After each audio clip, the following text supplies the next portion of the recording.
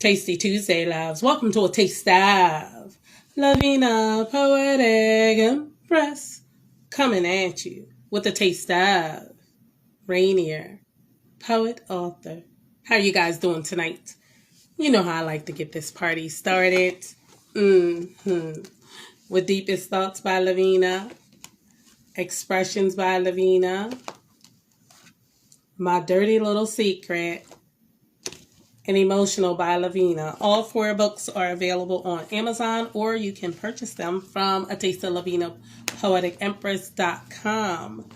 And my shirts and things are also on that website. Hello. Wait a minute. You guys know I need to put on my glasses so I can see who popped in the room. Hello, Lord Fix. How are you? Hi, Tiffany. I think Tiffany J. I think that's, wait a minute. TJ. Oh, T Jeff Coat. I think that's what that says. Hi, sweetie. How are you? And Teacher's Spirit. Wait a minute. Teacher's Imprint. Apologies. You guys, please don't charge that to my heart. Charge it to my eyes. No, charge it. Don't charge it to my heart. I apologize. How are you guys doing? I'm so glad you guys have joined this evening, tuned in to see what we have going on with Mr. Rainier. Okay, let me see if he is in the building yet, so we can get this party started. Oh, there it is. There it is. Okay.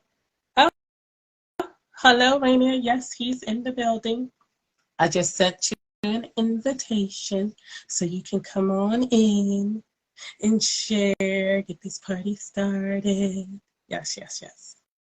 And I hope he's gonna bring some light, uplifting poetry tonight, because I'm telling you guys, I could really use it. I'm feeling a little fiery, but it's not the fire that is it's the kind of fire where I want to sink my teeth into someone. That's not the kind of fire I want to release tonight or any other day. Hello. Hi. Ladies and gentlemen, welcome to a taste of Lavina, Poetic, Empress, coming at you with a taste of Rainier, poet, author. How are you doing tonight? Very good, thanks, Lavina. Lovely to see you. Been looking forward to You this. also. How are you doing? How's it go? What's the weather down under? Well, we're coming into, tomorrow starts our winter, so we're coming into winter, totally opposite to you on the northern hemisphere. As you come into summer, I come into winter for the next 3 months. But I've got to say, our winters are pretty mild compared to what you get up over there. Oh, wow. I'm going to have to come to Australia because I love the winter months. That's what I don't like it when it's extreme, like the heat, and the humidity. That's what makes it like unbearable. When it's humid and hot, I don't go outside. We're pretty lucky here. The northern half of Australia is very tropical. That can get, like the northern states, can get pretty humid, whereas the southern states are not humid. It's more a dry heat. If you don't like the heat, best to avoid our summer, because our summers can get pretty hot. But spring and autumn are beautiful times. Those 6 months of the year are fantastic. Oh, wow. That's what's up. It sounds beautiful. Sounds beautiful. I've had another poet. Well, actually, he's a singer. He was on here, and he's from Australia also. And it sounds like a beautiful place. That's what I want to do. I want to travel everywhere. You should, yeah. Travel around the world. Just travel everywhere. And be like, hi, The world's a beautiful place. Yeah, should definitely travel. Yeah. Yes. Now, Mr. Rainier, how did you get started writing? What sparked your flame?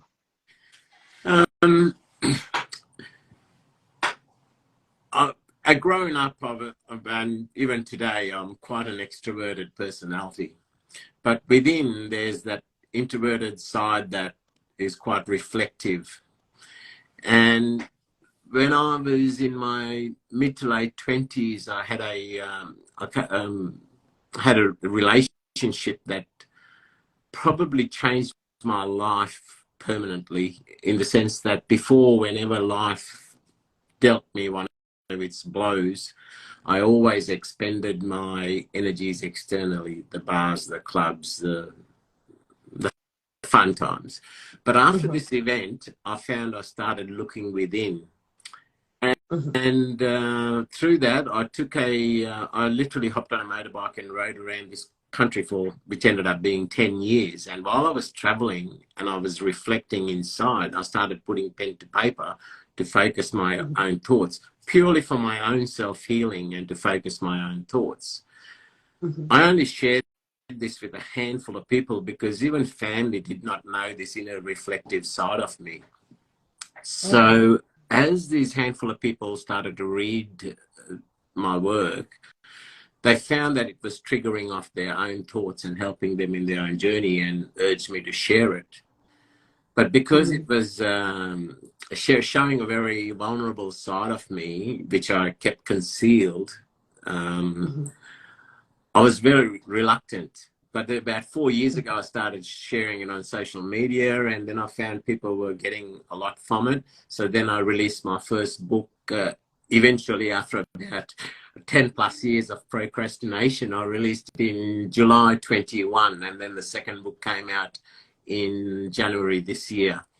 So it was a long, drawn-out journey, because I guess in the early years, in my teen years and all, Melbourne wasn't, we had our fair share of problems with racism and things like that. So for my own protection, and the times of the gangs and all that, for my own protection, I never showed that vulnerable side of me. But then as I grew older I'd realized that, I still don't let people walk all over me, and I don't hesitate to walk into anything. But I'm also happy to show that inner side of me. So both personas now I've shared with the world, and I'll make it open to anybody. If somebody wants to take advantage of that vulnerable side, they're welcome to try it, right? I'm still the me who's knows my boundaries and protect those boundaries quite strongly. But on the other side, I'm happy to really show that vulnerable side of me without any fears or hesitations. That's awesome. And I believe that if more, and first I want to say congratulations on both of your books. Thank you. Excellent. But I believe that if more people would come to that place of understanding, it's okay for us to be loving and caring. People call it vulnerability, but it's really us being in our natural state. And getting angry, that's a natural state also, because if someone does something to us that is not, kind, we have a right to be angry about it. Now, the actions that follow, that's a whole, another story. But we have a right to speak up and take up for ourselves and defend ourselves, So I think if people start approaching love in that way, kindness in that way, that it's not being vulnerable, that we're actually being who we naturally are, and being angry or, assertive and things of that nature, that's being naturally who we are, that we have to learn how to be balanced in that. I think that it's good. But I really think that it's excellent that you open up, especially being a man, because men, you guys hold your feelings and be like, nope, I'm not sharing them. Nope, I'm not letting you in, So that's one thing about, I believe, the pandemic, that it opened a lot of men up to share, with not just with other men, but with women, because, I think that's one of the things women have always said. They don't tell me everything I need to know. I want to know what he's thinking. I want to know what he's feeling, So you guys are coming around again, because I believe in when I listen to some some of the music from like the 70s and 60s, men shared how they felt Yeah. more so. Yeah. But then it was a period where you guys was like, nope, I'm not saying a thing, Yeah. So that is true. That was particularly true here in Australia too, because it was a country that was built, and it's a young country, and it was built by, well, the first migrants were the convicts, and the jailers were people that the United Kingdom wanted to get rid of from their own communities. So it was a big, vast land that had to be built by hard people. And then we had the European migrants after the depression that came out here, the Italians, the Greeks, the Maltese, that were responsible for a lot of building and construction and so forth. And it was a hard land. So even today, the mindset is the world owes you nothing. If you want a piece of the world, you've got to go out and carve it. And that's the whole mindset here. So sometimes our culture can come across as cold or hard, but that's the reality of it. We've got no time for somebody who's going to sit in the armchair and complain, hey, I need this, I need that, life stuff. It doesn't give. If you want something, you go out and build it, you go out and make it, you go out and carve that piece of life.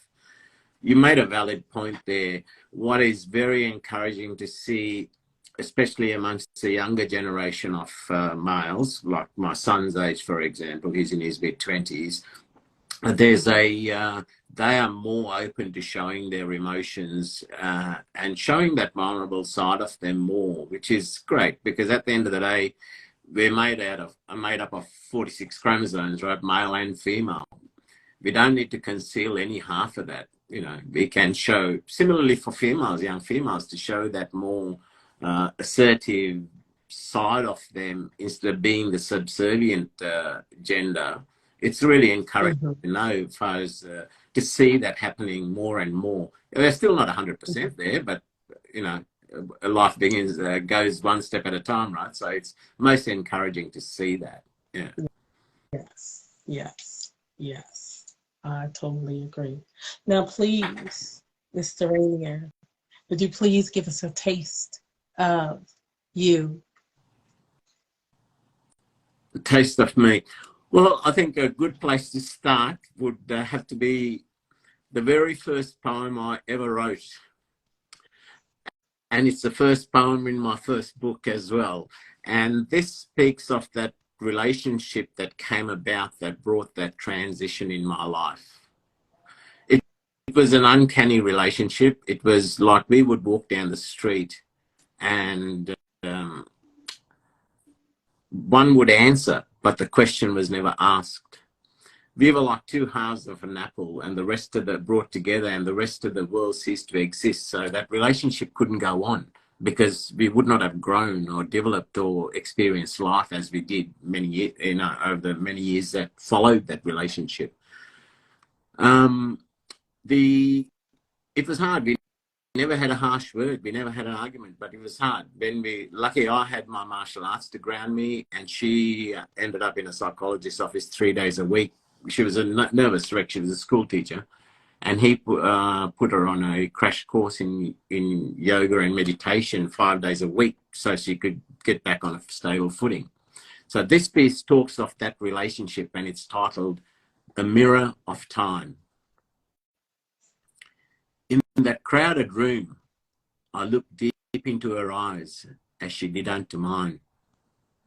There she stood in all her radiant beauty, a goddess in earthly form, an image which drowned the crowd to oblivion, a state of non-existence. Captivated I stood, my legs could run no more. As our eyes looked on, there was a glimpse of recognition of a time way back when, at the start of creation. A strange chill ran up my spine and slowly spread throughout my being. What was this strange feeling? Who was this mystical being? Why did my feet stop moving? Paralyzed I stood, no alternative at hand. Where was the world I once lived in? Where did it all go? As the trembling subsided, slowly in time we settled in fine. The more I gazed into her eyes, the deeper I was drawn to depths unknown unto this time. Our individual worlds ceased to exist. We could not resist. Who was this lady with clear blue eyes? In her eyes I saw many reflections of times so long ago, of love and hurt, of joy and sorrow, the many dreams of yesteryear. At first it was far beyond my understanding. Then I looked much deeper. It was then I realized I was looking in a mirror at my own true self, to the very core of my true being, masked until now.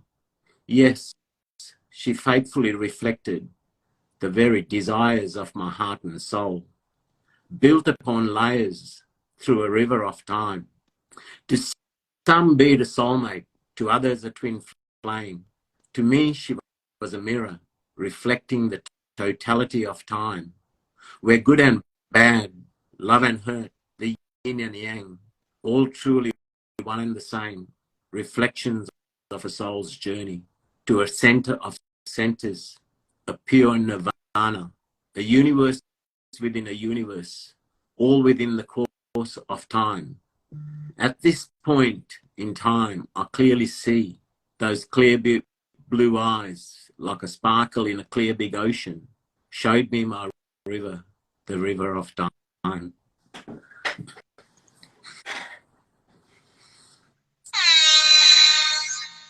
That was beautiful. Thank you, And the fact Lavina. that you got to experience that kind of love and that kind of light and to see yourself, you know, in another human being. That is awesome. It was, I wrote that over 30 years ago, and it still chokes me today when I read that, because it was such an important part in my life. Without that event coming into my life, and it was probably the most crucial, excruciating, painful experience I've ever had the day she walked out the door. I still remember that pain today. But without that, I probably wouldn't be sitting here talking to you. I probably would have been fertilizing the daisies or locked up in a jail the way my life was going. And the message there that I have to my readers is, no matter how dark or the darkest passage in your time is probably the best gift. If there's a, whatever label you want to give it, whether it's a God, a creative force, a universal force, whatever it is, the point of creation, whatever label you want to give that, that is the best gift that one could be given, if it gives you a chance of experiencing your journey in the entirety of time through this life and the many lives hereafter. Through the darkest pain comes the best gift. Remember that. Yeah. You know, you are telling the truth. That's where our gifts and talents, that's where we find out who we really are. It's in the dark, you know, and when people, they sometimes fear the dark, or they don't want to, you know, be in the dark and things of that nature. But I'm like, that's where you shine at. That's where truth is revealed. You know, that's where you'll know, like you said, who you are. If it wasn't for that experience, you know, you wouldn't be who you are today. Yes, so, agreed.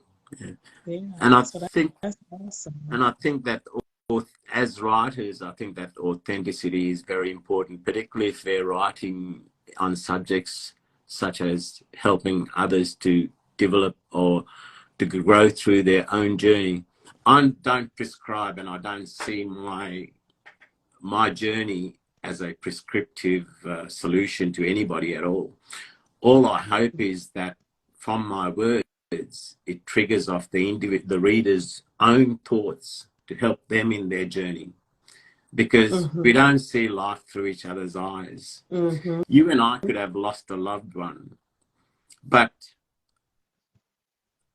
I still cannot pretend to understand exactly what you're going through. I can talk from my experience, because the love that we lost might have had a different depth of connection to each of us.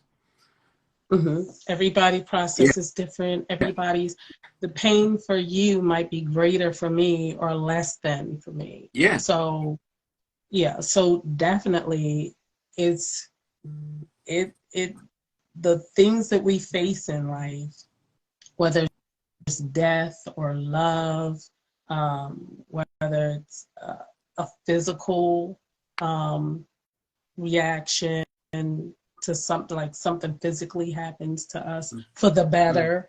It might not, if something could happen that's not so good. We're going to all react to those different. Sometimes things happen to people and there's no response. Like it doesn't affect them, you know, and that's not to say that they're a monster or whatever. They're just at a place in life, because we don't know what they've gone through until they tell us, where they've learned how to deal with certain pain, you know, and whatnot. So some will tend to shut it off and hope it goes away because they don't have that emotional vulnerability or emotional maturity to deal with that any deeper, which is not wrong. It's perfectly right. We can only do with the best with what we got.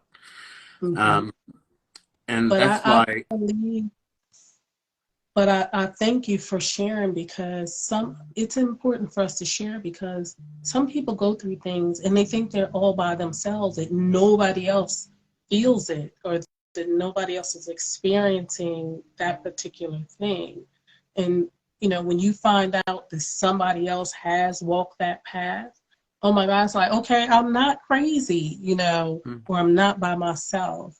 And then you can literally reach out and touch this person, and this person, they might have, like, it might be one word they'll speak to you and you'll get through that thing so much faster, you know. So yes, I'm like, definitely, I love that you have 2 books out, so you're already sharing. Just keep sharing, because it changes the world. It changes us, it helps us, it builds us, it encourages us to go, you know, to continue going forward and whatnot. It's just like, even tonight with you coming on the show, you were on, I met you through, one night you popped in because my guest didn't show up, and you were caring enough to come on the screen and you shared some poetry, which, you know, was excellent. And tonight, well, I'm going to tell you, today I had a day that had me having thoughts of, there's no way. I was like, God, there's no way I can go on this show tonight and be how I am. I needed to process and release the anger. But all I thought about, you just kept coming up in my mind. Like, we had this date set and you've been looking forward to it, and I've been looking forward to having you on the show. I was like, you know, and I always pray, you know, I want to mature, I want to grow, you know, and with wanting to mature and grow, you're going to experience some things in this life that are not comfortable, that will make you angry, that will hurt you. And tonight I had to process quickly. And the funny thing was, I didn't want to. I was like, no, I want to be mad. I want to flip that person's tail on the, you know, but I was like, nope. So there's this poem I wrote, and it's a short poem. And the poem, it's about, you know, telling somebody off. So I said that poem, and my son heard me saying it. He said, okay, now take a deep breath in, blow it out. And he told me to, you know, he was like, do it again, do it one more time. And so I had to process quick so I can come on here and give you the best of me. So thank you. Yes, we gotta keep going. And what you're doing is encouraging somebody. So if I didn't come on tonight, they wouldn't have heard that beautiful poem. And it was your first poem, and it was about love, your first encounter, you know, with another beautiful soul. You know what I'm saying? And then I wish I could see her name. Well, I don't even know if it's a male or a female, but there's someone who follows you, and she inboxed me. I think it was the person inboxed me earlier was telling me how beautiful you write and you speak your poems and whatnot. That person, and that was an encouragement. You understand what I'm saying? Yeah. She would have, missed you because he or she was looking forward to you being on the show tonight. So I think I know who it is. I think it'll be Jennifer Rodri. She mm-hmm. goes by Tenacious Human. I think she's in the room. Yes, Tenacious Human. That is her. Tenacious Human, thank you for tuning in tonight. So yes, we as poets, and not just poets, I'm gonna say pretty much all of us, we have a responsibility to take care of ourselves and to take care of each other, to build one another, assist one another, and things of that nature. And that is like, for me, I feel really good when I give of myself and it helps somebody, because people would be surprised. It's not always about money. Sometimes just seeing somebody, that person might need just your smile, a kind word or whatever. So we definitely have to keep going. And Tenacious Human said, yes, it's her. Yes. So the power of our words it can never, ever be underestimated. Last December was a significant anniversary of my father passing. And I wrote a piece. So he passed away when I was 12 as a young kid. And we were very close. Matter of fact, we had a very uncanny relationship where he didn't even like my mother correcting me. He was happy to discipline me, but he didn't like mum to discipline me. And when he went when I was 12, it was a tough pill to swallow. And suddenly I was alone in the world, to a point where I lived most of my life behind a cloak, behind a wall, for fear of loss. For fear of loss, I could even only allow my mum in so far through no fault of hers, which was pretty hard on her. And through my adolescent years and all that, I went through life like that. And when I wrote this poem to commemorate the significant anniversary of my father's death on 21st of December, I had so many people from even across the US who were reaching out to me, who had recently lost their husbands and who had children, boys. One particularly had two sons who were 11 and 13, who was like similar age to me when I lost my own father. And it gave her so much reassurance to know that although she sees her two sons going through this pain now, there is hope for them to grow to be nice people. And recently, just a couple of weeks ago, Jennifer and I, Tenacious Human and I, wrote a collaboration about a female who had suddenly lost her husband. And Jennifer wrote from the perspective of the female that carrying the grief, and I wrote from the perspective of the male living in spirit form. And we had so many people reach out to us who've lost loved ones and are going through the grief. And it gave them so much reassurance that, yes, they might have lost them in this physical life, but they are still there watching over them, guiding them, helping them. And it gave them that reassurance that there is another point of another dimension where they will re-meet. So the power of our words can never be underestimated, about reaching and giving people that solace and healing in their own journeys through their own experiences. So that is awesome. So thank you. You guys have to definitely keep going and doing that, because it's so needed in the world. Because there are so many people who are hurting, from losing loved ones and whatnot. So that's definitely awesome. And Jennifer's writing is also always on uplifting people and helping people on their journey, which is similar to what I write. So we're now putting our heads together to see what should be the next topic. So hopefully in the next few weeks we'll probably have another one out, another pair of collaboration out. But so many beautiful Oh. people on this community that do so much. You know, Denise Washington, who's in the room as well. She has been running some vigils for the 2021 issue with the Haitians. And Mm-hmm. I've been sort of joining her on some of those live vigils, and some of the beautiful people that came in there and had so much to share. That was Mm-hmm. sharing knowledge about the history as well. I mean, this one that was held last weekend, I learned so much about Haitian history. And all these are just fantastic initiatives that people are doing here to Right. really bring us Right. together as people. Exactly. You know, where there's no cultural differences, there's no geographical differences that separate us. And one of Mm-hmm. the good things from the internet that it allows us to do this. Yes. Yes. Most definitely. And it's needed because, like I Yeah. said, we need one another. We Mm. need one another. You know, we have so much to offer each other. So that is excellent. Now, would you please give us another taste of you? Certainly, uh,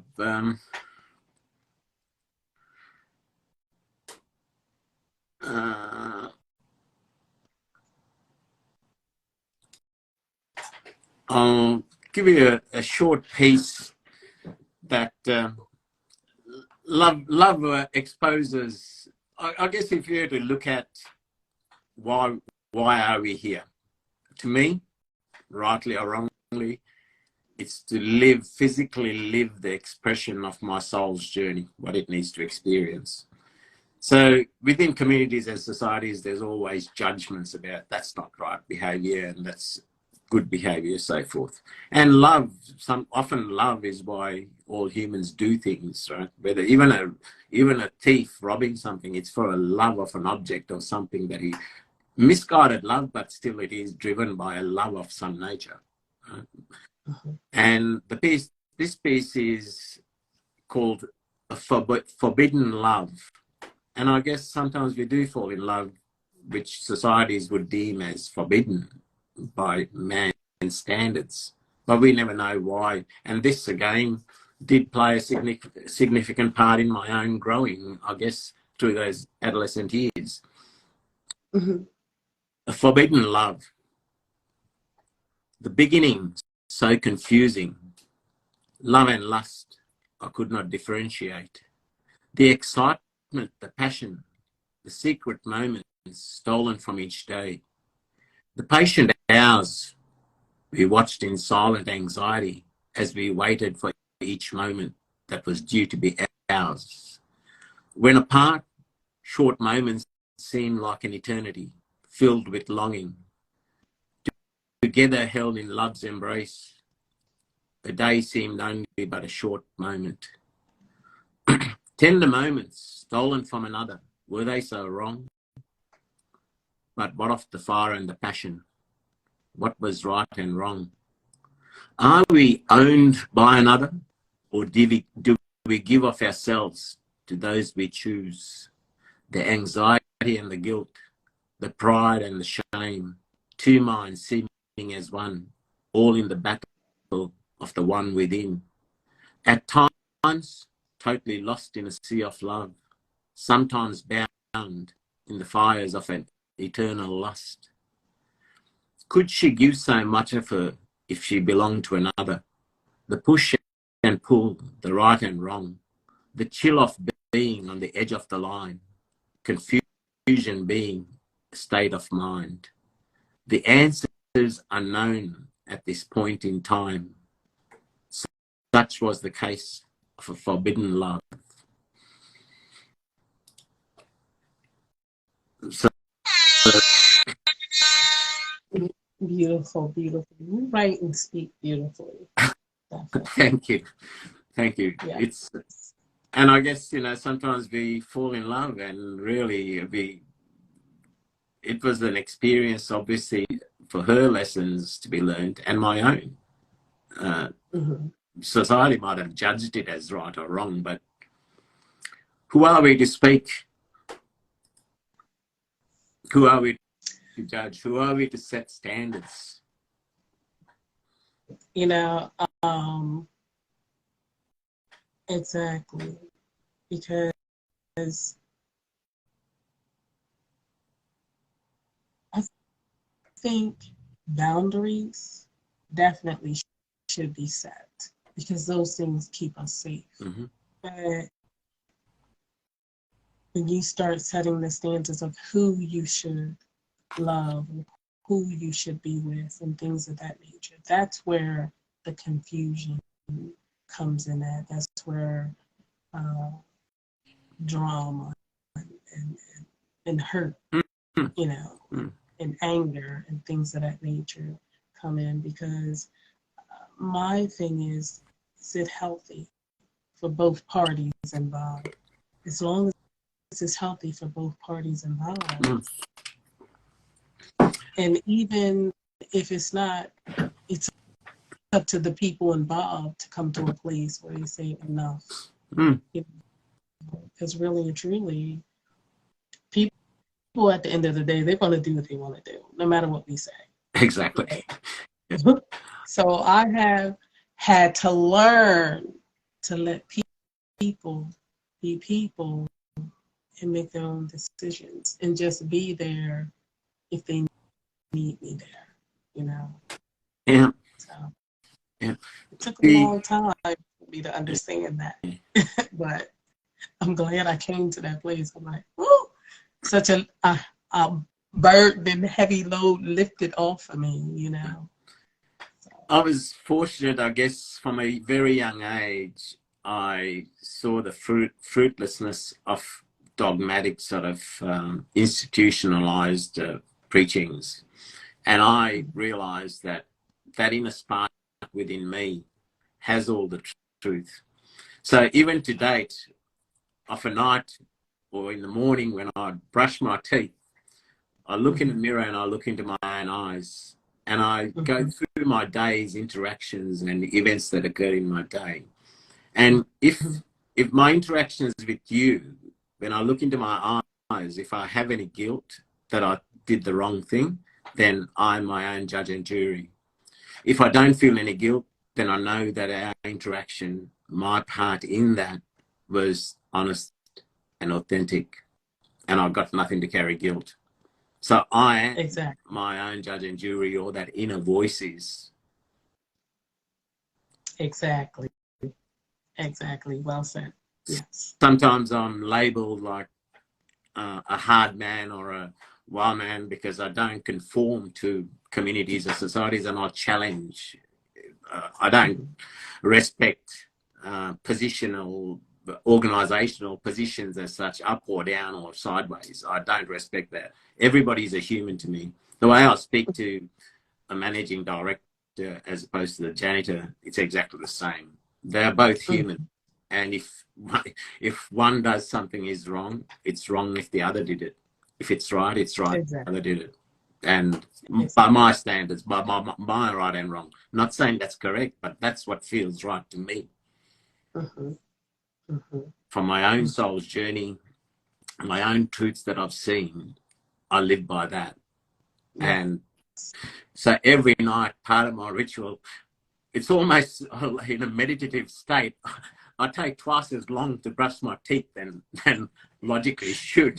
My dentist That's always, because you're connecting with spirit. yeah, So what you start communing with spirit, it's a whole nother. So you might want to wait until after you finish yeah, brushing, and then yeah, to start speaking and saying, okay, because and it's something you don't want to rush. yeah. You know what I'm saying? You want to. My dentist tells me you do not have to brush your teeth so long. You're wearing your teeth out, but it's Thank an goodness, age yeah, you old. don't want to do that. It's an age old thing that practice that, and I guess yeah, I think we all know the truth. I'm no different to the next person. You and I both know what the truth is. It's how far we're Mm-hmm. prepared to look at and face that and accept the truth.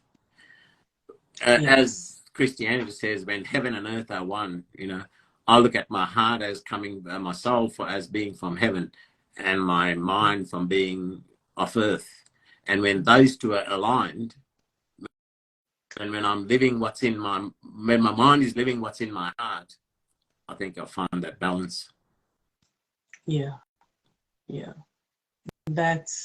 I'm telling you, it's a beautiful place to be when, yeah, I like balance. And I Because get, balance, it's peace, yeah, you know, and I'm like,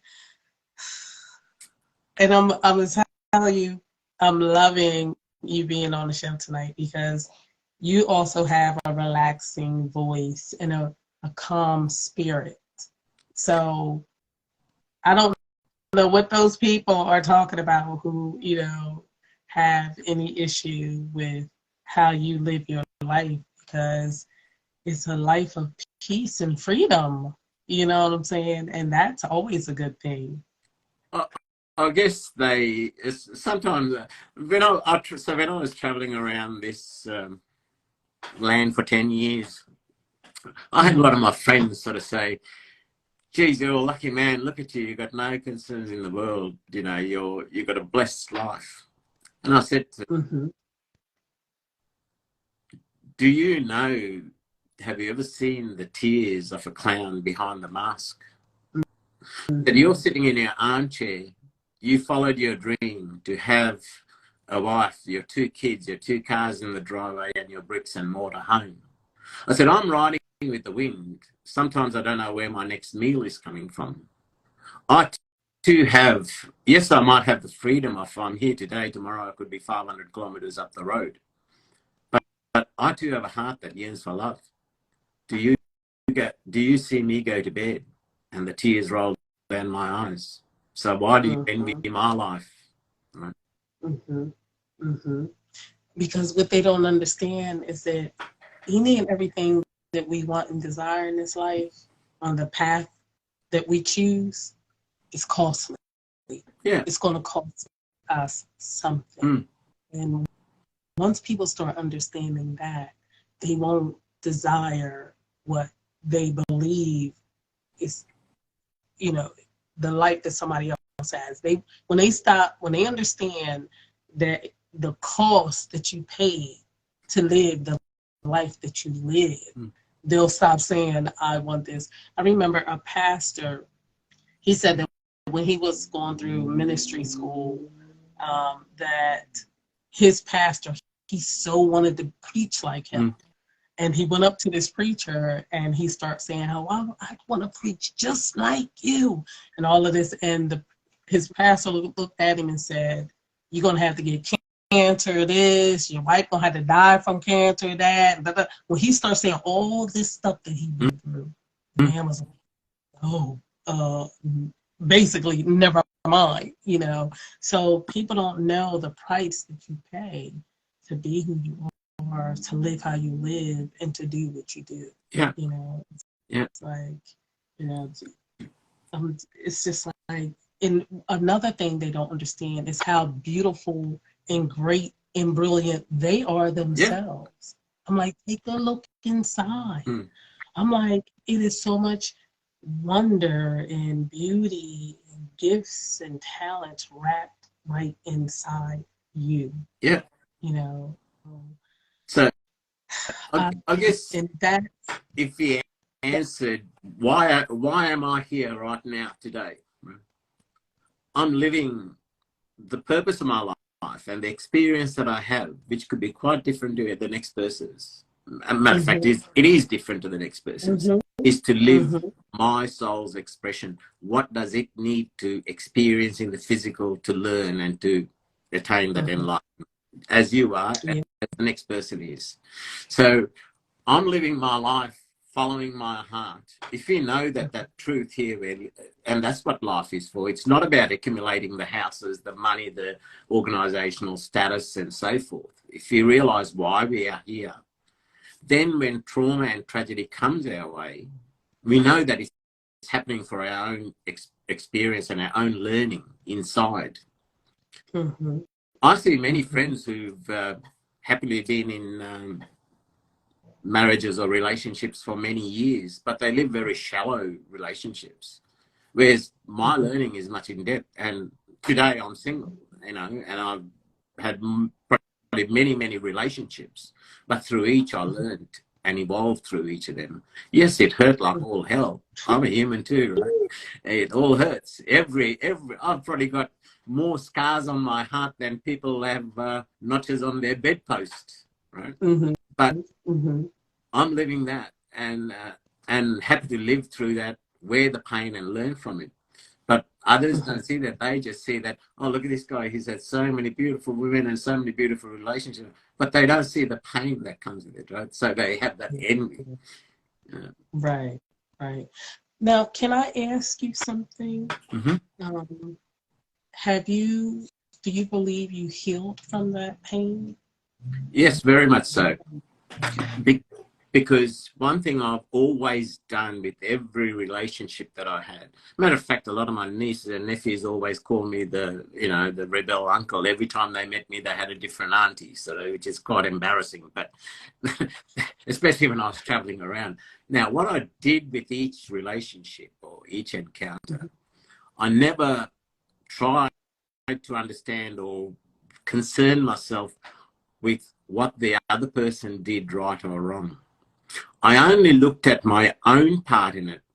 What did I do good? And I tried to build up on that. Where were my shortfalls? And I tried to remediate that. So the effect of each end of each relationship was, yes, like any human, I hit the ground, I, hurt, hit the alcohol, party, whatever. But then when I bounced back up, the next relationship was that much higher and that much higher and that much higher, because all the time I was worrying, concerned myself with what were my shortfalls, what were my strengths. I can't see life through the other person's eyes. I don't know what she saw in me or what I did on my actions. So why am I trying to? And at the end of the day, I've only got control of this one body and what this person does. I cannot control anybody else. So why am I worrying about what they did right or wrong? Exactly. Yes, yes. And that's how I live my life. I thank God for the relationships that I've been in, because they've also, and not just my relationships with, being married, all of my relationships with my dad, my mom, my sisters, my brothers, my friends, all of those relationships have taught me, and I've grown and matured through those. And it's something, because it took a long time for me, because I was so headstrong. Yeah. Some people might call it rebellious, but I thank God that I got it finally, so I don't care like who it is, and I don't care what age you are. I just hope that if that's what they need, just get it. Just get an understanding of love, and know that when you're in any kind of relationship, what's the purpose of this relationship? What do I need? What do I need to give, and what do I need to get from it? Because it's always a giving and a taking. It's not just take. It's always a transfer. It's always circulating. Yeah. It's always going. It's always moving. It doesn't stand still. Yeah. So, and even though sometimes some relationships have to end, and it's going to hurt, cry or tears, and we have to let go. But when you can sit and, smile at what you experience with that person, that's the blessing. That is awesome, because I know for me, it's really good that I can sit and have good thoughts of my past relationships. Yeah. It does my heart good that I could think about something that happened at that time and laugh, or, and one thing that from my last marriage I take with me, and I thank God that he said this to me one day. He always said, Vina, prevention is better than cure. That has always stuck with me. And I teach my son that. I'm like, prevention is better than cure. Let's not even dabble in it to see what's going to happen. You know what I'm saying? So, so that definitely spoke to me and has helped me to become more responsible. And that is a very powerful sentiment. My mum, both my mother and father used to always say that to us as kids, you know, prevention is better than cure. And I passed that on to my own son and my two stepchildren. I think the other thing that's key is, as I said, besides the emotional relationships, but even every relationship, be it a business or emotional relationship or friendships or associations, anything, all those people that come into our lives have a purpose. Usually a signpost in our lives to direct us. And I think it's important to also know when that lesson is shared and done. Like ships that pass at sea, once they've exchanged their cargo, they go their separate ways.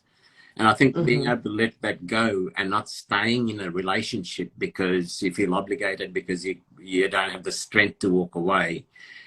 But long as it's done in total honesty as to the reasons why, I think those friendships can go on. So I've been married twice, and my first wife I divorced over 30 years ago, and we're still friends. Right? Every relationship that I've had, there's been many, every relationship, I'm pretty much friends with every one of them still. That's awesome. Right? Because there was honesty. Even my ex-wife I divorced 6 years ago, we were together for 20 years, and we brought up our own son. Plus, she had two kids who were 2.5 and 4 when we got together. And I brought them up like my own. I've still got a good relationship with them.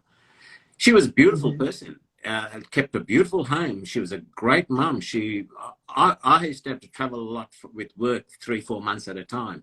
I knew while I was away, I could focus on my work because I knew she looked after her kids. The kids would be looked after. The house would be looked after. And she was taking care of everything.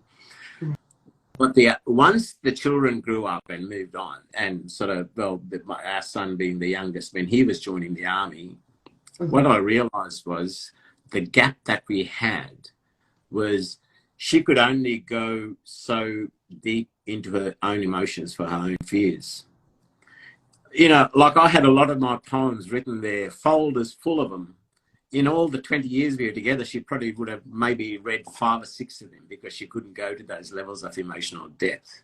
And once the kids had grown, if it was just her and me, I probably would not have published my books. I probably wouldn't be sitting here having this interview. I wouldn't have this, my social media presence or sharing my work publicly because she couldn't go to that. Now, look, I had a marriage that people used to look up to, put on a pedestal. So for me, I had to question my own sanity. Why am I walking away from this? If I had stayed on there, as I said, there would not be a Rainier presence on Instagram. There would not have been a book published because she had these insecurities as within herself as well. If I was sharing an emotional bond with somebody, not purely platonic, nothing else in it, she had her suspicions that I was having an affair. She couldn't understand that through my words and through my emotional intelligence that I could help people and help people like me who probably grown up without a parent at a young age or in a dysfunctional relationship. And if I could help those people, how can I walk away? Because everybody is somebody's son, everybody is somebody's daughter, everybody is somebody's brother or sister. So how could I walk away? Yes, I would have had the comforts. I'd be married. Here now I live on my own and I do my things. But I'm happy because I'm living my journey. Right. People question my sanity. Why are you leaving this marriage? This is crazy. Right. But they don't understand your purpose. Exactly. Each of us have our own unique purpose. And whether I'm in another relationship or spend the rest of my years on my own, I'm fine with that. Whatever is to be. But I will not get into a relationship for convenience. I've never done that. If I'm getting into a relationship with somebody else, it's because we've got a journey to travel. It's because we've got a purpose to live. We've got lessons to share.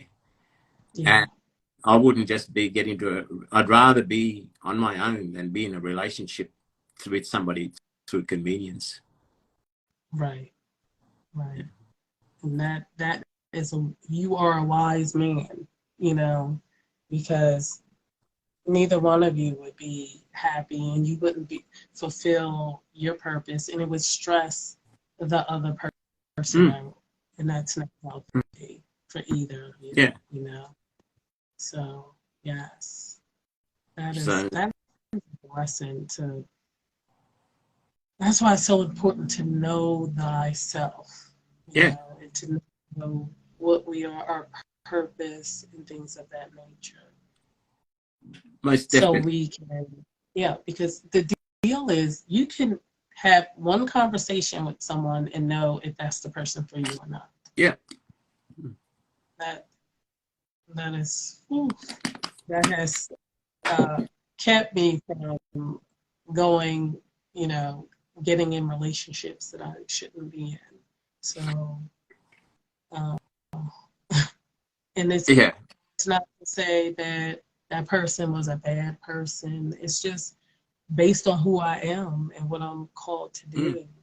It would it would have just ended in a disaster. Yeah. You Yeah. know. I never even for a moment ever entertained the thought that any of the people I was in a relationship with was a bad person, because they were all beautiful people. Mm-hmm. You know? Mm-hmm. Sometimes I used Yeah. to question myself that am I the bad guy? Am I the one who's got this limitless search that I'm doing? Is it what I'm looking for? Is it too high? Is it am I being the brutal one here, walking away from these and leaving broken hearts behind? Mm-hmm. I The question thing myself. is, the deal is, you matured into who you are. You understand? So it's not like the first woman you were with. It wasn't like, did you know who you were then? Did you know, okay, I can have one conversation with this person and know if this person is for me or not? Or did you know that and say, hey, you know what? I don't care if she is not for me. I'm going to do it anyway. You understand what I'm saying? Yeah. It's so as long as you weren't doing that all these times, no, you're not a monster, you know, things of that nature. You kept maturing on the way. It's just like a woman, you meet a guy and you guys are holding a conversation, and some things, something you might say might trigger him and he might just instantly get angry. That's a flag. Or he might say in the conversation how he likes going out drinking 5 days a week. And that's not, if that's what's good for him, he likes to do that, that's fine. But I know I don't drink. I don't want to be out drinking 5 days a week. Why would I hook up with someone Yeah. who does? You know? So, or it not even, I'll use an example that doesn't even have liquor in it. A Yeah. man who goes to church 5 days a week. Yeah. I know I don't want to go to church 5 days a week. I'm not going to get with a man who wants to be in church 5 days a week, you know? So those are the kind of things. It's like we have to be honest, and that's being honest with self, you know, I'm not going to say, well, can't you just go 3 days a week? You don't try to compromise. I don't want to take anything away from anyone else to try to satisfy me. I want to, if I meet someone and we fit, that's fine. But I'm not going to say don't do this or don't do that so we can be together. We don't want to change people because we don't know what is going on in their life, what they need to experience to become who they are.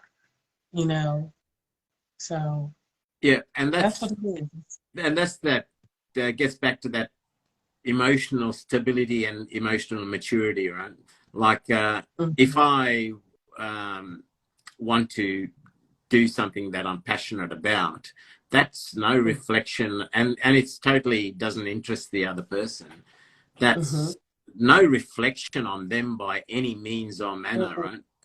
You know, if you got that trust. So as I said, I used to have to go away sometimes 3-4 months at a time with work, and my ex-wife and I, we had that trust. You know, she knew that in that time. It's funny, we had that trust, but then if I happen to share a close relationship with somebody as a friend, where I'm helping them, and if there's female, then she had her insecurities, but yet I could be trusted 4 months. I could be in the other end of the world with work, and that was fine. So it was quite bizarre, but I think if you got that, you know what it is, because it's the emotional connection. Yeah. And, yeah. And see, this is the deal. Let me tell you, women, we do not want our significant other emotionally connected to another woman, unless it's his daughter. Yeah. or the son. You understand what I'm saying? But when it comes to being another woman, unless it's his daughter, she's like, no. You know, because that's when the insecurity comes. Because, you know, when you're emotionally involved with someone, given the right temperature, things can transpire into something else. You understand? Yeah. So that's where her insecurity comes from. Because we as women, and we know how we are. Yeah. We have the ability, and so do men, to seduce. You understand? So women, we know what men like. Yeah. So that's where the qualms come in at, you know. If she's like, oh no, go away for 6 months because you away and you working and you talking to all kind of people. But when you sitting down and you spending hours with another people, oh, wait a minute. I need to be spending hours with y'all. But that's where that comes from. It's true. And look, I fully understand that, because, and I'm not being judgmental, I'm not generalizing here, but quite a lot of males, as you said, if they are in that intimate, in that emotional sort of connection, they, before you know what, suddenly they're seducing this other person, right? And I get that, but I also know that I can, and I've been on lonely beaches for hours, and I've been on islands just with one female, and I know I had control on myself, you know, and I knew where, if I was in a relationship, I knew my boundaries. But I know that, but I don't. It's not easy for my partner to know that. Right? Exactly. Yeah. And I respect. Exactly. But the other conundrum is, do I then stop living who I am for somebody else's insecurities or trust, or do I remain single so that I can live my purpose? Or until you just answered your own question. Or until I meet that person who has that trust in me as much as I trust myself. Exactly. There it is, in a nutshell. Yeah. That's what you can do, because, and the deal is, you know, being single until you do meet someone, that's not the end of the world. No. You know, that opportunity to grow and mature and explore and experience so much more and greater. You know, it's opportunity to be able to study for hours and no one say, "What, are you done yet?" You know, so to accomplish some things you might have wanted to accomplish, that you know, you could do it when you're with someone, but it would take more time, because you have to take time and spend time with your significant other. Yeah. When you're single, it's like I could study for hours. I could go here. I could talk, spend this much time talking to, so and so that I like talking with, because it's not always a sexual thing. It's just like when you spend time with someone of the opposite sex and they get you, and you can, tell them things, and it's not even always about being an intimate. It's just able to have a conversation about science. You know what I'm saying? And I have to worry about, I'm gonna have to go to bed with this man. You know what I'm saying? I'm like, that is like the bomb, to be able to converse with someone, and that's what it is. To spend time with somebody, and that's just what it is. To share a meal and be like, "Who this was about?" You just hit on something very, very key. I am a rich man for the emotional bonds I share with people, even of the opposite sex, but both sexes, globally. Because I live by myself, I don't care if somebody rings me up at 2 a.m. in the morning. If I'm awake and I hear that phone, I pick it up.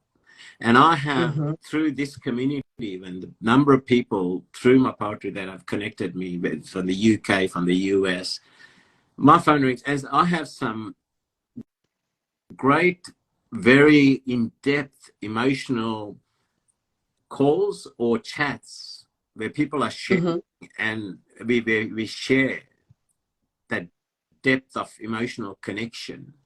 That I know people who have many friends and all, who have been in marriages for 30, 40 years, don't share. And I share many. The only difference is we don't have that physical consumption of that relationship. But I share a more in-depth emotional connections with so many beautiful people, males and females, globally. Matter of fact, last week I was at the gym. I finished a gym session and about to start my yoga class, and somebody from the UK rings, and this poor girl was bawling. She was going through it. So I chatted to her, then I went and finished my yoga class off, came back, and then I spoke to her for quite a while after. I'm fortunate to be able to do that, and now I finished my day's work. If I want to sit here and write poetry, or if I want to converse with somebody from the other end of the world, support them in something that they're going through, I can do that. Sometimes I forget to live. I'm stuck behind a desk half the time. But if it's helped somebody, why not? The deal is, the reason it seems foreign to live that kind of way is because we've been so conditioned. You gotta get married. You gotta have kids. You gotta buy a house. You gotta, we got all these you gottas. Yeah. When the truth is, no, we don't. No. If you want to be married, do it. It's a beautiful thing. If you don't want to be married, don't get married. That's a beautiful thing. It's what the deal is. Purpose is so much greater than marriage or singleness. Yeah. So I believe that once we understand that, everything else falls into place. Yeah. Like, I've got my own home here and I've got a fairly comfortable life. But if I needed tomorrow for me to drop everything here, rent my house out and go and live in the other end of the world, I can do that, and I will do that. I'm not tied to any form of materialism or anything in my life. And I'm blessed. I've got a good job. I've got a good home, and I've got everything I need here. But it's meaningless. I would give that up, and go and live in an empty shack with somebody if it meant that I had to share with that person in some developing country or some third world corner of the world that is probably not even safe. It doesn't bother me. Matter of fact, I have, for the over 35 years, I've been sponsoring kids. I think I've sponsored about 9 or 10 kids now through like World Vision. And when I split up in my marriage, what I wanted to do was spend 12 months here tidying up all my commitments. And then I was going going to try and get a job with either UNICEF or World Vision or something, working on site in some developing country, helping within the community. That was my journey. But then my son decided to come out of the army, and he said, and when I asked him, where do you want to go and live with mum or go on your own? And he said, no, Dad, I want to live with you. And he lived with me for 4.5 years, and I changed my destiny to be here for him and continue to live in Melbourne.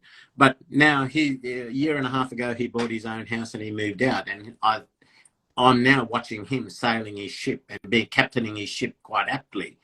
I'm now in a place where, after seeing this for the last year and a half, 2 years, I know that I can go now to another corner of the world if I need to. And I know that he's going fine.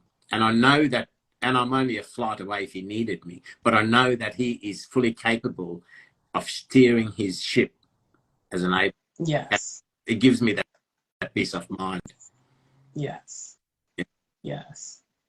That's awesome. And you know, him being with you those 2 years. 4 years, yeah. Those 4 years helped shape him into that, so he could. So now it is, like you said, when you have that peace where you can go and know he's okay. Yeah. You know, that's awesome. Because that's my thing with like what I want to do with my son. He's long as he's good, I'm good, and I'm able to go and do and experience and explore and things of that nature. That's what it's all about, you know. Because we have to, one way or another, it's like you're going to fulfill your purpose on this earth. At least I hope everybody gets to experience it, because it's really a beautiful, great thing when you, like I said, just helping somebody, you know, making someone's day better, or just giving them a hug, a listening ear, you know, just being there. That's a great gift. Often that's all we need, right? Just to be a listening ear, just to help for someone. That's a big thing if you can make time to do that. Yeah. Yes. And sometimes I don't, you know, I've gotten to a place where, you know, I ask Spirit before I go, you know, lead and guide me. Do I even need to say anything? Because sometimes I just need to listen. Yeah. Because they need to, you know, they need to share, you know. So yeah, it's a beautiful thing. Well, wait, we gotta do the 3 questions. It's for fun. I want one of your deepest thoughts, one of your favorite expressions, and one of your dirty little secrets. One of my deepest thoughts. Yes. I guess one of my deepest thoughts, or one of my sentiments that I hold dear, is always to remain authentic in whatever I do, to live my truth, never ever say or do or be anybody for anybody else other than who I am, for the sake of peace, for the sake of gain, for the sake of benefit. Even often the decisions I make, the things I say, even in my career, I probably could be far more, I'm doing well, but I could be probably far more advanced if I was ever prepared to compromise my authenticity. That's awesome. That's awesome. And I'll probably be living happily married if I was prepared to compromise who I was. Right. Yeah. Wow. Yeah. But you can't give up self. No. You might think you can, and might say, okay, I think I can do this, and it's like, no. I could only live a life of pretense for a set amount of time, and the older I get, that's shorter and shorter. Now I probably can't live even for a moment. I can't exactly somebody. I can't. That's because now you know who you are. It's like, oh no, we're not even. Yeah.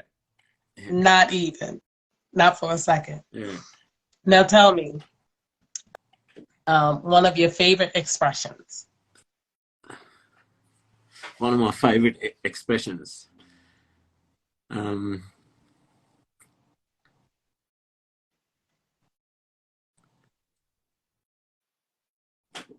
Today is what it is. Today is what it is. But tomorrow life will go on. Today is what it is, and tomorrow life will go on. That is so true. Yes, I like that.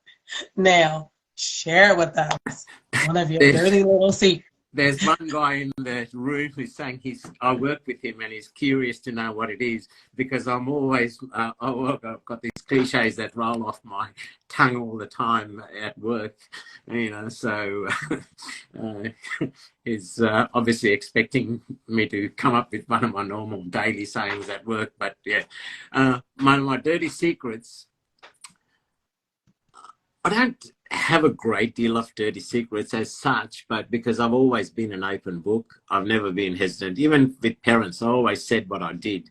One of the good things my parents had, I was a troublesome child growing up. Like with my siblings, my mum and dad never had to visit the principal, for example. With me, every term they used to have to go up because I was getting into fights and all that, all driven by justice.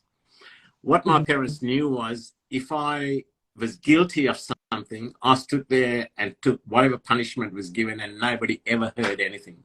But if I was in the right, I didn't care if it was a teacher, even at primary school, I would go at them back physically. I was driven by that sense of justice from a young age. And so my parents knew they had that open honesty. And due to that, I could tell them whatever I did. So I had no dirty secrets as such. But if I was to hide something, I guess I'm generally fairly conscious with, you know, what I eat and how I live. But my dirty secret would be two things I cannot resist in life when it comes to food is cheeses. I love a variety of cheeses, and bacon. I cannot walk away from bacon. Even those two things will kill me one day, but I cannot resist cheese. Bacon with some scrambled eggs and cheese, some grits, and some toast with some butter and some little bit of jam on it. Oh my goodness. Yeah. I mean, like tonight, we've managed to talk managing director, myself and my colleague who's in this room. We used to run the whiskey club at work, and we've talked to managing director to put on a whiskey and cheese night. So tonight I'm going to be absolutely smashing through a whole lot of cheeses and whiskeys. So my dirty secret is cheese and bacon. Those two are going to kill me. Cheese and bacon. I can walk away from the most hottest looking that's a good. I can't walk away. That's a good dirty little secret. There you go. Yeah. I love it. So now, please say hello to some of the people in the audience, because more people have joined the room. So say hello. They've been full of a lot of encouraging comments, and I saw Rainier has just joined us. She was just being interviewed by Valerie on YouTube, and I was there for part of the show. Then I had to jump off here. Another lady who's got a beautiful heart and who's on a very similar journey to my own. You know, like she's driven by that sense of correctness, that sense of right, driven by her heart. You know. And I'm blessed to have three people in this room who are like that, and that's obviously Jennifer Rodri, Rainier and Denise. All three of them I credit with so much because they're driven by authenticity in their heart and living their heart's dreams, I guess, is so I'm pretty blessed with that, to know so many. And, you know, I really am blessed for the amount of rich connections I have, even in this poetry community. I really am blessed. That's a blessing. You know, that's what's up. That's what's we up. were talking before about how people used to envy my life, you know, because they never saw the other side of that coin. If I may, I've got a piece called The Traveller that yes, please. I was going to ask you for another taste. All right. Here we go. The Traveller. So this was my life for 10 years, right? This is what it was like. The Traveller. As he arrives, warm smiles to greet, subtle hesitation, for they know him not. This is soon to be just a passing phase. All he seeks is simple love, peace and harmony. Unity among us all, for we make up this world. But trouble surrounds him. He seems to follow its wake. Perhaps trouble is his middle name. He hears a cry for help in the silence of dark nights. Somehow he is there at the right time and place. He pauses for a while just to lend a helping hand. Then he moves on, leaving no trace behind. No, not a footprint on the shadows of this land.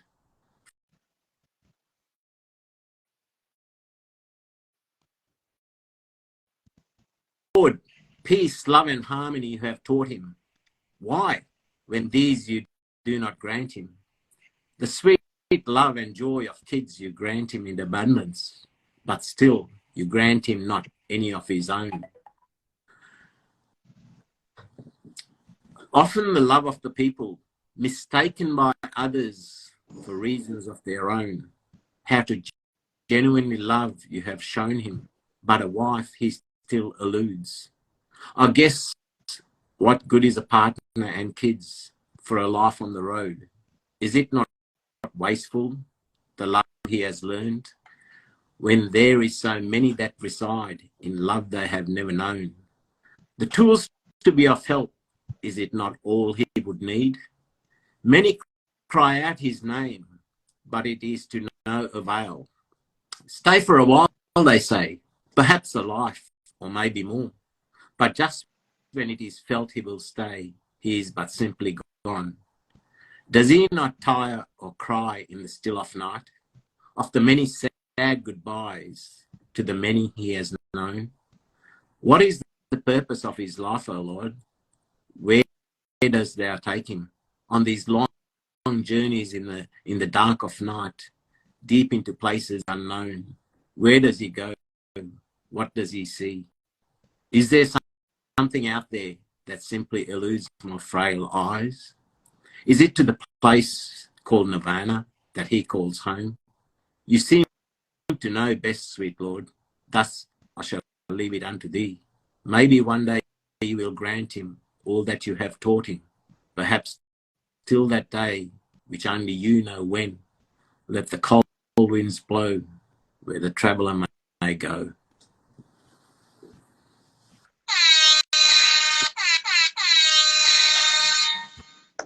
I just love the way you write in your delivery, and that you write from experience and from your life experience, not just, so when I said from experience, from your life, you're writing, because we can see it, and we can see you going, and we can see the people asking you to stay, and but you're like, no, I have more work to do. There's someone across the way, or someone across the world, or someone next door, you know. So that's a blessing that you are living a life of fulfillment. It's a costly life, but so that was written many, many years ago while I was on the road, and I've been sort of stable for many years since. But I guess in a lot of ways, my life is still like that. Although I'm in a fixed abode, not riding with the winds of life, I'm still here. But I guess it's still very much, my life is like that, you know. And another quick piece that I'll share if you got time is one that I wrote. Yes, please. With I don't know if you've noticed, but I'm totally enjoying myself tonight. So Thank you. it's been great, and the participation in the room has been amazing as well. So yeah, it's having, I know, I love that like, they're interacting, they're engaging. That's awesome. Yeah, look, as I said, three people I highly respect in this room are Denise and Lene and Jennifer, and all three of them are in this room. And they're just, as I said, they live from their heart, and that's what ticks me. I'm not into living from your mind, right? Because that's all superficial. I treasure people who live from their heart and who have that strength of heart to follow.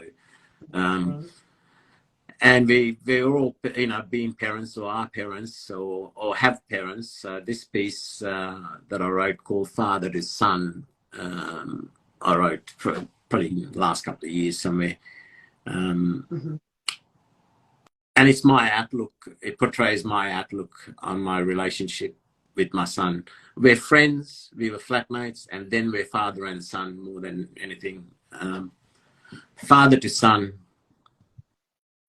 Many years have gone by since I first held you in my arms. Within the blink of an eye, you walk tall in life's way. The years have been good, even amongst many trials and tribulations. Life prevails, the journey goes on, unraveling many mysteries. As you grow in life's way, I stand back to quietly watch you walk. All that unfolds in each day slowly reveals all that is you. Rejoice in this milestone, another anniversary of your birth. Dream of the years ahead, plan the path you must travel. May the universe light your path as your journey gently unfolds.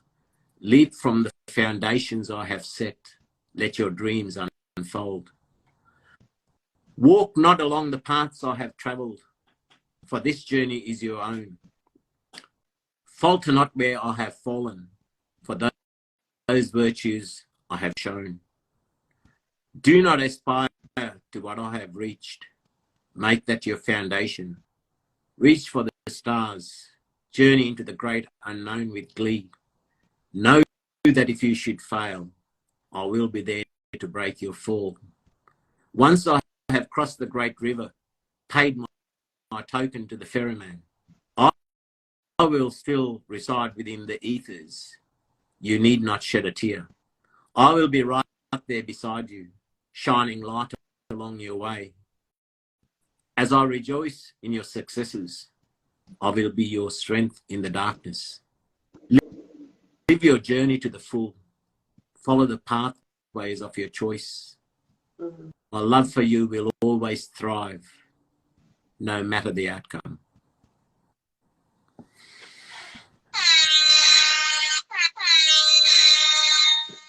Yes, a man of wisdom. That's awesome. Oh, so you just have the one I son? have one of my own, one son, yes, but as I said, I had two stepchildren who were 2.5 and 4 when my ex-wife and I got together, and I brought them up exactly like my own. Right. And I share a good relationship with both of them. So I'm a blessed man for it. Right, right. And as I Yes. said, I look at everybody as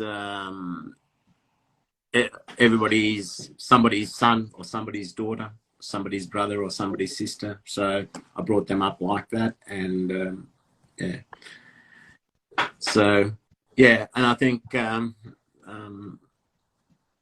just because they weren't off my loins, that should never have changed how I brought them up. So yes, I have. In answer to your question, I have one son, but I got 3.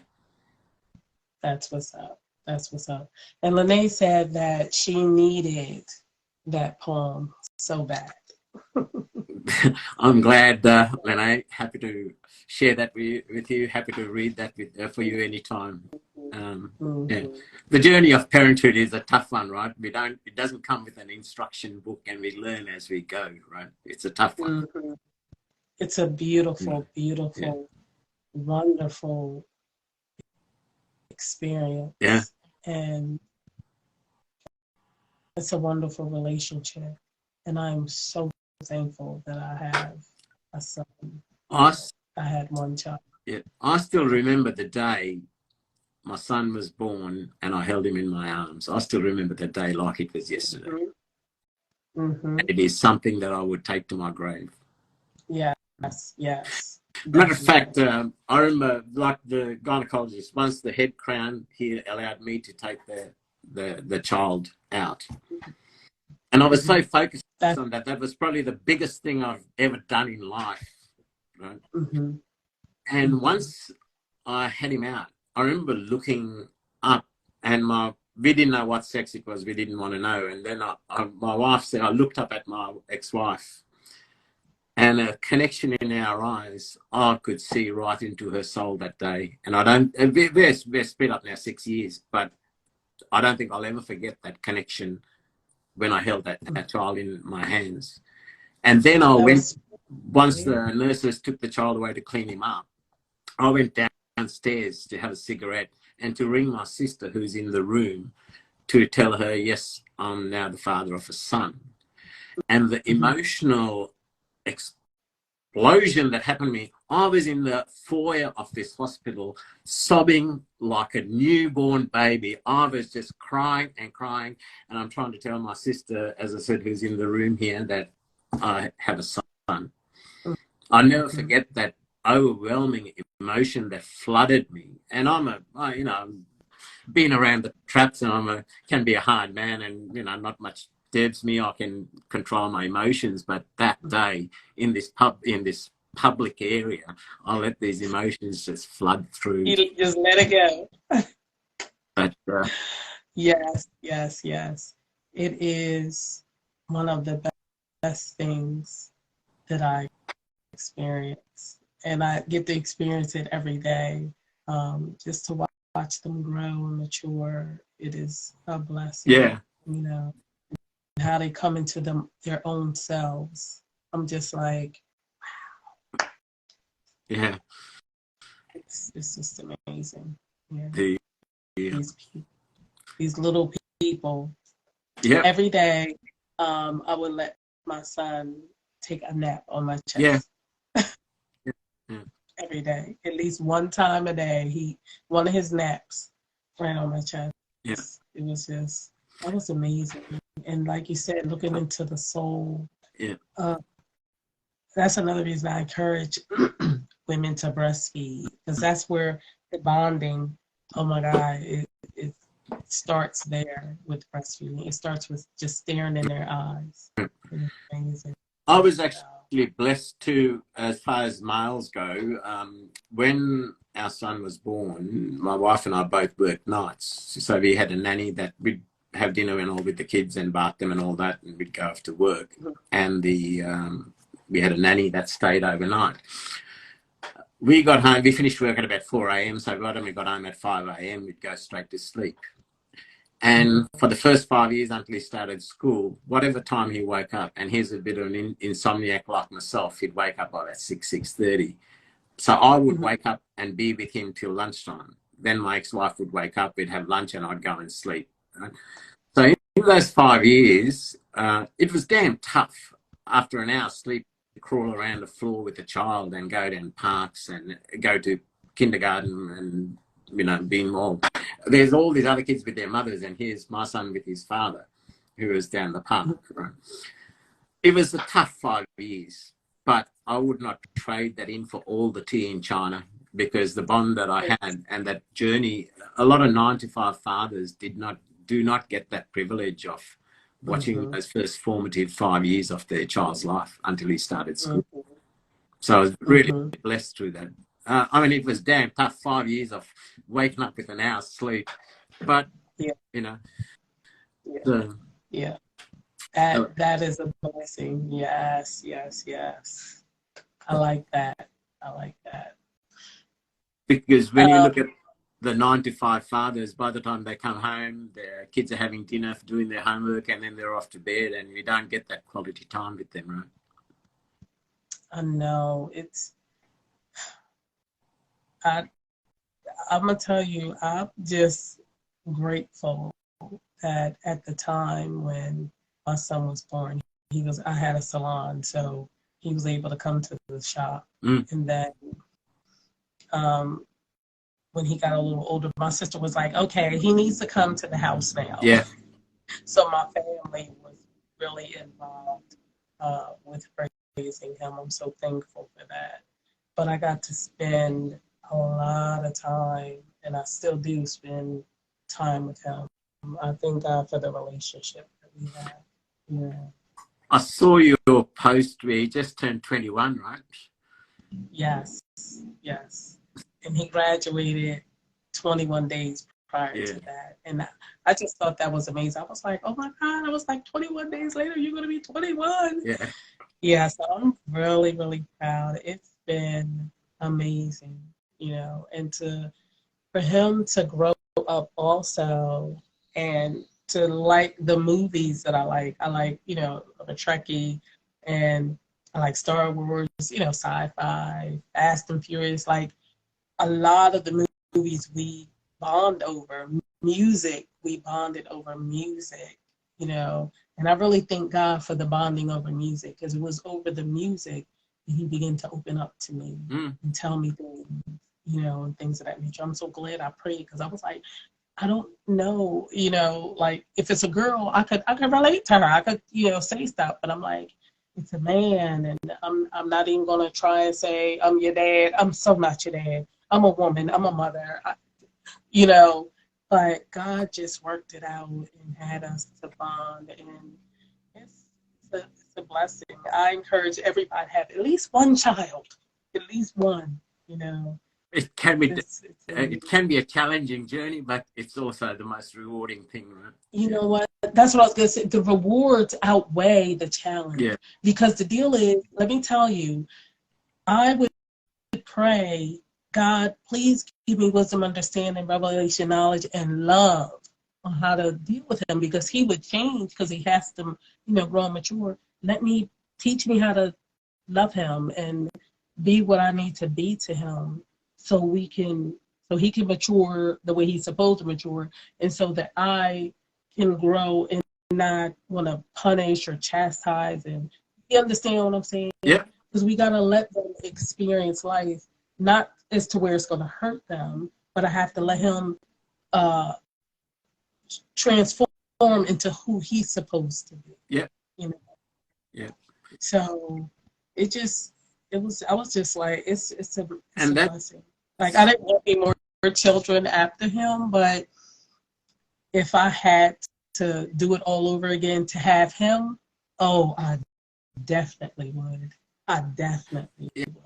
Yeah. And I think that's a very vital thing that as parents we got to realize, right? We can't live our life through our parents. We've got to let them be who they are. That it is their Yes. journey. The same things Right. we ask of our parents, right?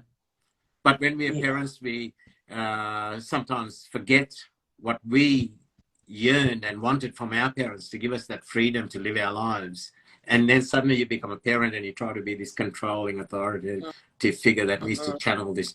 We've got to, it is their journey, as we spoke before. We're here to live our own soul expression. Yes. My mother Yes. and father didn't know what I had to live. And I'm learning that as I go. I don't know what my son is here to learn and live. So what gives me any authority to dictate? All I tried to do was give him and his two stepbrothers the maturity to make educated decisions, clever, wise decisions. But ultimately, the decision is theirs. Today, if he needed my advice, I'd give him that advice. And if he chose to decide, acknowledge my advice, but chose to walk down a different path, I've got to accept that. And all I would say is, okay, go ahead. Long as he's happy to accept the responsibilities of that decision. Obviously, if he runs into a mess while I breathe, I'll go and help him clean it up. But I wouldn't deny him that opportunity to live out his decision, to live out his choice. Right. You know, I think that's probably most valid, right? Yeah. Right. Yes. And I think, you know, I don't know what my next calling is. And I think I need to, the way I live is, if that calling comes tomorrow, I will be there. And I expressed that in a poem called The Beating Drums, which is in one of the books. I think in the second book speaks exactly of that. Are you going to share that poem? I'm happy to, yeah. Ladies and gentlemen, a taste of Rainier, poet, author. Beating drums. In the dark of night, the silence is broken. Distant drums beat to the chants of ancient rhythms. My sleeping soul is awakened from deep slumber. The call to walk in life's way, loud and clear. The soul's dormant rest must be interrupted. The time has come to live through the next chapter. Time stands still for no man, they say. Life is a gift to be lived for the soul's learning. A dormant existence, not an option for long. The soul's yearning will create the play. The stage will be set. Our roles must be played. Fear and excitement intermingle of an end unknown. The haunting calls in the still of night. Shadows move silently, busily paving the way. We each contribute on the astral to define the play. The script's only known deep within, where the many lessons lay. Anticipation of heart and mind, a state of being. Tepidly I walk the path of life's way. The synchronicity set. We will meet at an appointed time and place. Guiding hands will lead us, show us the way. Events will occur to create the stage for us to meet. Be we friends or foe, we do not know. The purpose being simply our lessons to share. When the beating drums sound, know that I will be there.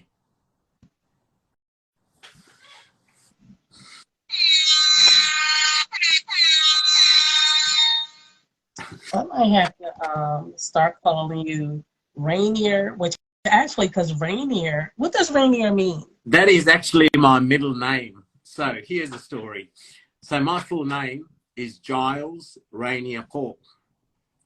Only family knew me as Rainier. All my friends, work colleagues, everybody else knows me as Giles. So when I decided to make my work public, I chose my middle name Rainier because other than family, nobody knew who the hell this Rainier was. So people that are colleagues at work and all who've known me for many years, when they saw my first book out and read some of the work, to date, nearly 2 years later, they don't believe that the Giles they know is the same person that wrote this book, because I'm two different personalities at work and with them. I'm just that wild, fun-loving, extroverted guy who's normally the life of a party, right?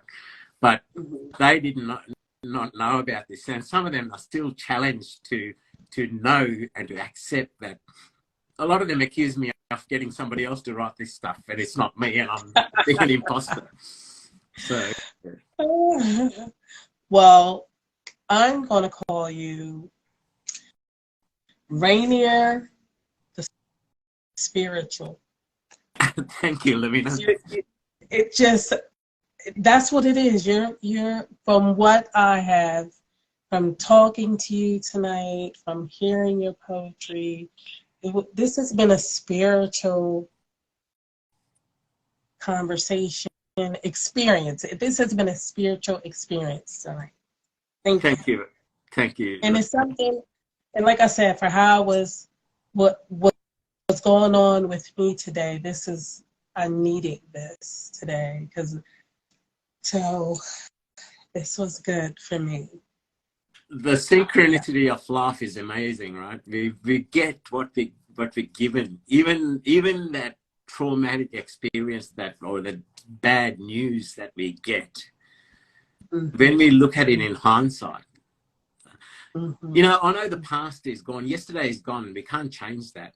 But I look back reflectively to see what I could learn from that. And when I look back on my entire life in hindsight, every trauma, every pain, every tear set the stage for the next event in my life. Exactly. And this tonight has set the stage for me. That is something, when something comes up that I don't like, that pisses me off, that made me angry, I will not allow it to stop me from being who I am, to experience and exchange with all these lovely souls and spirits that I get to interact with. Yeah. You know? Yeah. Because and to also do the work, what I know to do in order to calm myself and to be at peace, so I can release. Because I want to sow and give love, so I don't want to sow anger. I don't want to sow discourse or anything toxic, because I know what my purpose is. My purpose is to build and uplift. It's light and love. So that's what I want to give when I come. It's just like when I deliver a poem, it might have been written because I was angry, but I allow myself to release the anger and for healing to start. So when I deliver it, it's not given in anger. Yeah. Me speaking it will be spoken with intensity, but it won't be spoken in anger, because some poems need more intensity than others. Yeah. You know, so I'm very mindful of what I give. I think with that, I think it's important to realize, doesn't matter how much we want to work in the light and help people, we are humans, right? We are still a human with a heart that bleeds. We're here to experience, and we can't shy away from that. One of the mindsets, and I've constantly said this, with history, we've got many beautiful transcripts from people that from various Aztecs and gurus who lived up in the hills, and that talk of thou shalt not steal, thou shalt not covet thy neighbor's wife. Well, it's damn easy if I'm living in the hills away from any human beings to not covet my neighbor's wife, because I don't have a damn neighbor. It's easy not to steal because there's nothing to tempt my stealing, right? Whereas you preach it right now. So I would, to me, I have truly learned the lesson of not stealing or not coveting my neighbor's wife or not being authentic. When I'm living amongst humanity, experiencing human emotions, experiencing the pain, the heartache, and still not stealing, still being authentic, still not coveting my neighbor's wife, then I have learned the true virtue of that. Exactly. Another like. So I give myself a hand today that I didn't do what I really wanted to do, that I allowed myself to process through that, and to come and do one of the other things I love doing, and that's doing the show and experiencing people and whatnot. And the other thing that I normally don't pay much heed to is, people quoting stuff from texts and books of psychology and et cetera, because to me, the book did not give life. The life gave birth to the book. It was written by another man, another person. We weren't born from a book. We are born out of life, and we create a book. So learn and live your truth from your own life's experience, not about somebody else's experience. And that's why I don't prescribe my work as a recipe for anybody. You mentioned before about within this community and within our own writing, how we can support and uplift a lot of people. There's another lady that you and I both know well who was able to join the room, who does so much for people. Valerie Lorraine has joined the room, and that is no, Valerie, I'm not taking you to church. I'm not a preacher.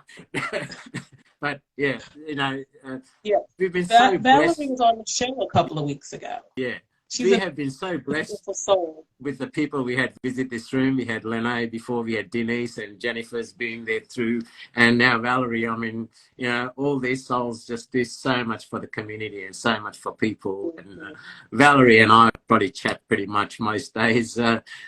Sometimes when I'm having a bad day or need a laugh, Valerie would send me a link from somebody else's funny video. And honestly, that simple little act it's priceless, because it just gets me out of that bad frame of mind or that stressful situation at work, just to diffuse the mental stress, and I'm suddenly fine. You know, that one little laugh. We don't need to do a lot to uplift people sometimes, right? And I know I've got one piece that I've got to read, with having yourself, Lavina, as a friend, and having all these beautiful people in this that have joined this room along. I wrote a piece called Friendship, which I shared on one of Lene's lives yesterday, but I've got to read it because I do hold the friendships that I share with, like Valerie and Lene and Denise and Jennifer, yourself.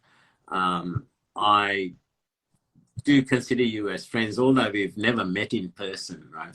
Someday, God willing, we will. This time last year, I was on the east coast of the US for a holiday, but unfortunately, I didn't know most of you there. But yeah, it's next visit. I definitely will try to connect with most people through there. So yeah, somewhere before we finish this live, I'll read that piece of Friendship. It's a commitment and a dedication to each of these people that I hold dearly within this community. Do it while they're all in the room. Yeah. All right. Friendship. A friendship was placed upon your hand, a gift given so willingly. You may place it within your heart, or let it blow in the winds that pass. The emotional bond that is shared, I cannot explain or know why. Our friendship, though, we may try to forget, to satisfy a confused mind, returns time and again, akin to the flight of a boomerang. Returning ever again, in friendship we stand side by side. I try not to fight against the tides of emotion. I simply let life be. How about you, sweet princess? Does your heart not sing in glee? Does confusion eat at your heart, destroying the essence of your being? Do those eyes, as blue as the oceans, cloud with tears of confusion? Will they smile forever, rejoice in the friendship we share? Live life to your choice, dear friend. I am always there. Like a boomerang always returns, my friendship will always be. Hold it in both hands. Hold on to it throughout your days. If our friendship should fall at your feet, tread gently, watching your step. Picking it up, hold it once more, or leave it buried among the burning sands. Such choices we have laid before us as we walk through life's way, right and wrong inscribed in our hearts, for it is our truth we each live. There is no expectation in friendship. What is given is willingly shared. We each inscribe our unique experience in the scripts of our lives, to be read one glorious day when we dwell high up in the skies. Dance to a tune of your choosing. Let the winds of life sing. Smile at each waking day. Welcome the sun's life-giving ray. Let your heart fly, secure in the friendship that came your life's way.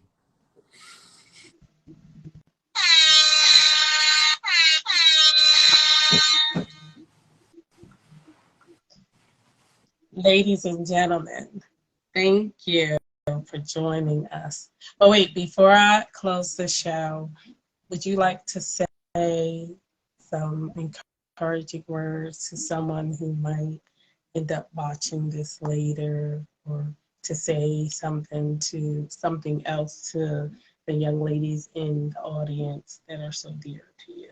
because we appreciate the friendship. But if you wanted to say something else to them. I think my message to anybody is to live your authentic self, to live your heart's dreams. Be true to yourself. Nothing else matters. Not society, not friends, not family, but living your dream. You are here to live your soul's experience, for your soul's learning. So summon the strength from deep within to live your heart's desires, your heart's truth. Be your own judge and jury, for the truth lies within your own heart. Step not away from living life through fear or inhibitions or hesitations because of society's rights and wrongs, but live your heart's desire. Your journey is here for you. Awesome, awesome. Ladies and gentlemen, this has been a taste of Lavina, Poetic, Empress, coming at you with Rainier, poet, author, the spiritual. Thank you. This has been a blessing. Thank you very much, Lavina, for this opportunity. It's been a great couple of hours. It's probably gone so quickly. Time just flew through the great discussions that we've had. And thank you very much from the bottom of our heart. And your beautiful poetry. Yes, great discussion and your beautiful poetry. Yes. Thank you, Lavina. You're most kind and generous. And it really is a pleasure to have had the opportunity and to participate in this session with you. It's been a great session. I'll cherish this forever. Yes. So will I. Thank you again. And I will see you on the gram. I'll see you back on probably next week's show with somebody else, and I'll be in the audience there. And thank you to everybody, Jennifer, Valerie, Lena and Denise, who probably had to drop off, and my sister and my work colleagues and all that. Thank you very much for being here. Thank you. It's been... We so appreciate you. Really blessed to know you all and privileged to have your support. And I know Valerie dodges between 2 and 3 commitments and shows before she just finished her own show with Lene, and then they both jumped in here. So we're blessed. And I know, right? Yeah. Yes, Miss Valerie. That's what I said. They're doing their thing, and it is super fantastic. Very much so. Yeah. Very much so. And Lavina, thank you very much for your time. And I know you had a bad start to your day, and you still found found it in you to make it here to this show. I mean, I wouldn't have minded if you had to postpone, because as I said, life goes on, right? And life is there to be experienced, and here you are. Yeah, I'm glad I didn't, because like I said, we want the next level. Well, tonight I showed I do want the next level, because for me not to show up for that reason, it was a time for me to manage the anger and not allow it to stop me from doing what I love doing, Yeah. So, well, I hope that it's behind you now, and the rest of your day is good, and you find peace and I'm going to eat.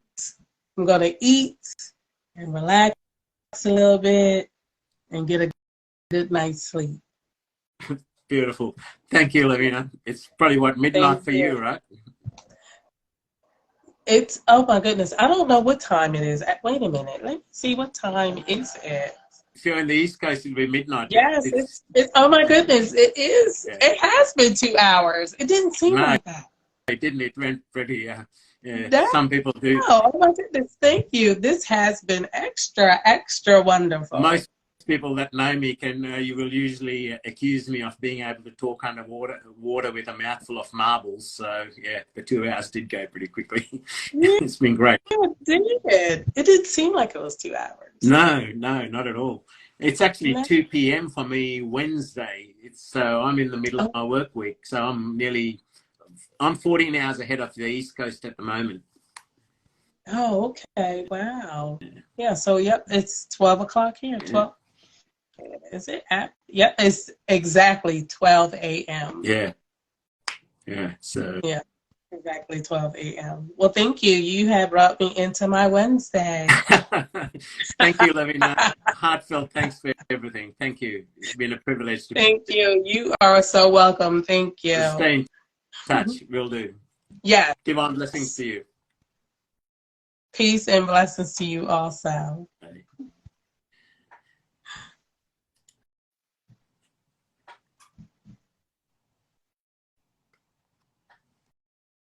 You get there we go, because I don't want to lose my show. Ladies and gentlemen, thank you so much for tuning in. I so appreciate you. And thank you for supporting Rainier. He is amazing. We love him. Rainier, poet, author, spiritual. The spiritual. That's what it's gonna read. So I will see you guys, I believe, next week.